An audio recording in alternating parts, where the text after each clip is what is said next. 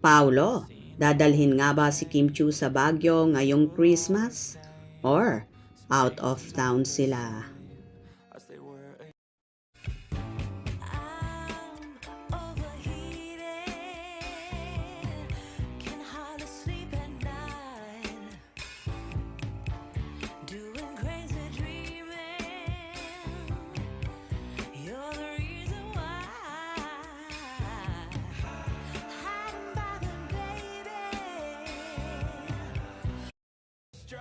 Inaabangan na ng buong Kimpaw Nation kung saan kaya ba magse-celebrate ng Christmas ang magkasintahang sina Kim Chiu at Paolo Avellino.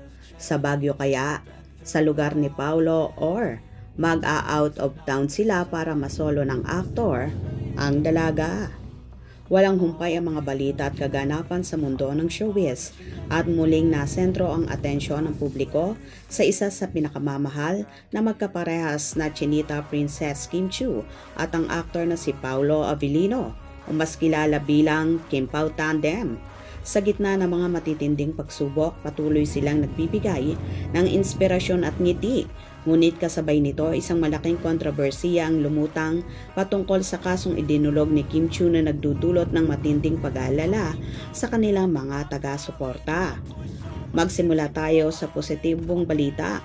Ang pagmamahalan at suporta ni Paolo Avellino kay Kim Chiu ay kitang-kita sa bawat pagkakataon matapos ang matinding pagsubok sa kanyang buhay na may kinalaman sa malawakang pagnanakaw ng kanyang yaman.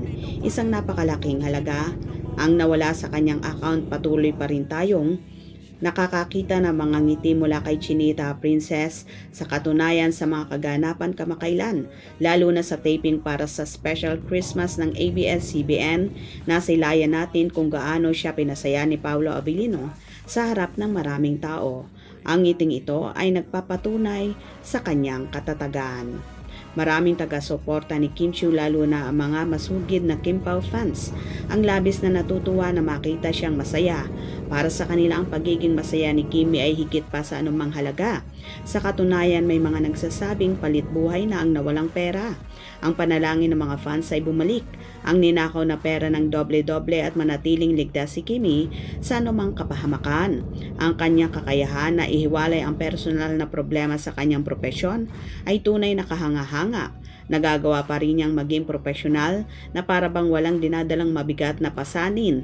Ngunit ang lahat ay naniniwalang malaki ang papel ng pag-aalalay at pagmamahal ni Paolo Avellino sa pagpapanatili ng kanyang kaligayahan at kapayapaan. Kaya naman malaki ang pagnanais ng mga tagahanga na magkaroon ng vacation leave ang dalawa. Isang mahaba at mapayapang pagbabakasyon ang inaasahan ng Kimpaw fans. At eto na, lumabas ang isang napakagandang posibilidad. Ayon sa isang komento mula sa isang fan, may mga pahiwatig na sa Baguio, ang summer capital of Philippines, sila magpapasko. Ang espekulasyon ay nag-ugat sa isang lumang panayam kay Paolo Avellino nung nagpo-promote siya ng Flower of Evil, kung saan nabanggit niyang every Christmas daw ay nasa Baguio siya. Kung totoo man ito, nangangahulugan ito magkasamang magpapasko ang Kimpaw sa malamig na lugar at malamang ay kasama pa ang pamilya ng aktor. Ang posibilidad na makasama ni Kim Chiu ang pamilya ni Paolo Avellino sa Baguio ay isang napakagandang balita para sa mga taga-suporta. Isa itong senyales ng level up sa kanilang relasyon.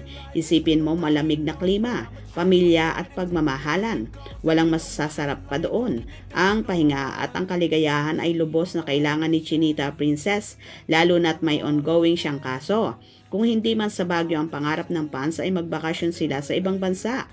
Kasama pa rin ang pamilya ni Paolo Avellino upang magkaroon ng mas matinding privacy.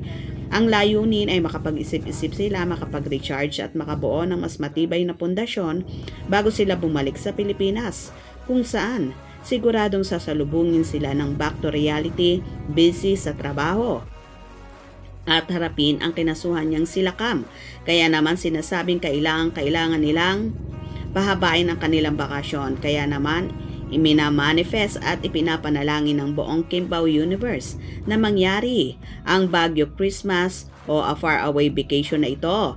Bukod pa sa mga personal na kaganapan, patuloy ang Kimpaw Universe official sa kanilang pagbabahagi ng biyaya. Isang napakagandang balita ang ibinahagi nila sa kanilang account na nagpapakita ng kanilang pagmamahal sa mga bata. Nagpasaya sila ng maraming bata sa pamagitan ng pamamahagi ng regalo. Kitang-kita sa mga larawan at video ang kaligayahan at sigla ng mga bata habang tumatanggap ng mga paper bag, laruan at food packs.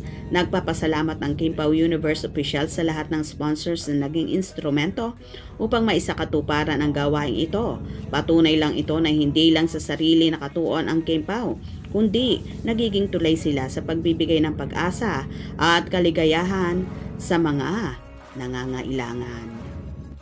So ayun nga guys, may posibilidad kaya ba na sa Baguio dalhin ni Paulo si Kimi para sama-sama silang buong pamilya, or baka naman mag-out of town sila? Abangan natin yan. Hope you enjoyed. Please subscribe for more info.